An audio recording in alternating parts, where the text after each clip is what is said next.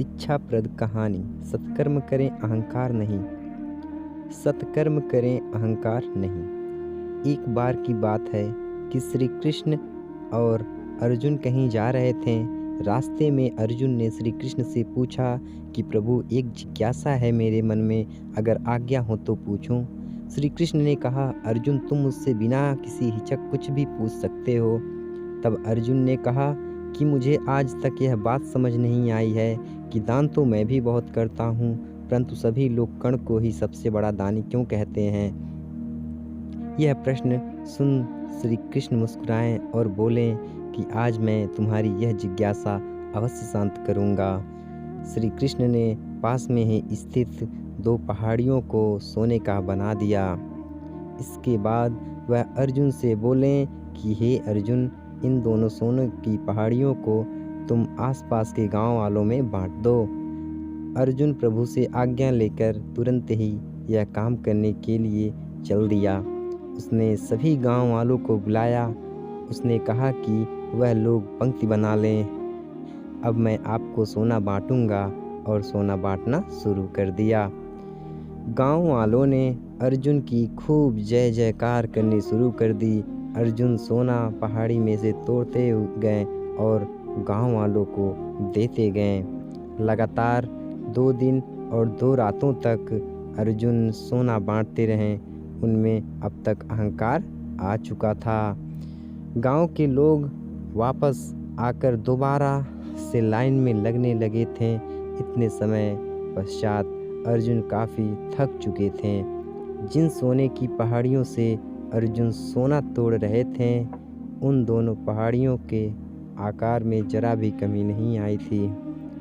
उन्होंने श्री कृष्ण जी से कहा कि अब मुझसे यह काम और न हो सकेगा, मुझे थोड़ा विश्राम चाहिए। प्रभु ने कहा कि ठीक है, तुम अब विश्राम करो, और उन्होंने कर्ण को बुलाया। उन्होंने कर्ण से कहा कि इन दोनों पहाड़ियों का सोना इन गांव वालों में बांट दो। कर्ण तुरंत सोना बांटने चल दिए। उन्होंने गांव वालों को बुलाया और उनसे कहा, यह सोना आप लोगों का है, जिसको जितना चाहिए वह यहाँ से ले जाए। ऐसा कहकर कर्ण वहाँ से चले गए। यह देखकर अर्जुन ने कहा कि ऐसा करने का विचार मेरे मन में क्यों नहीं आया। श्री कृष्ण ने अर्जुन को शिक्षाप्रद भाव से जवाब दिया कि तुम्हें सोने से मोह हो गया था।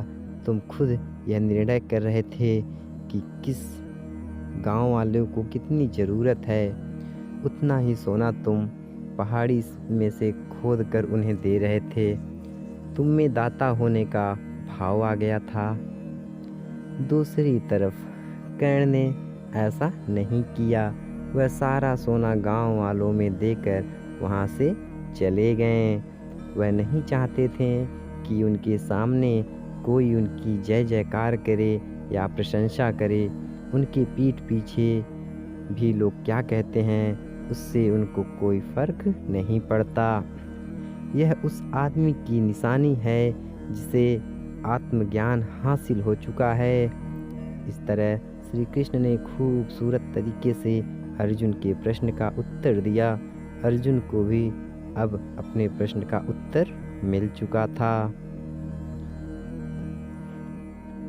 कथासार: दान देने के बदले में धन्यवाद या बधाई की उम्मीद करना भी उपहार नहीं, सौदा कहलाता है।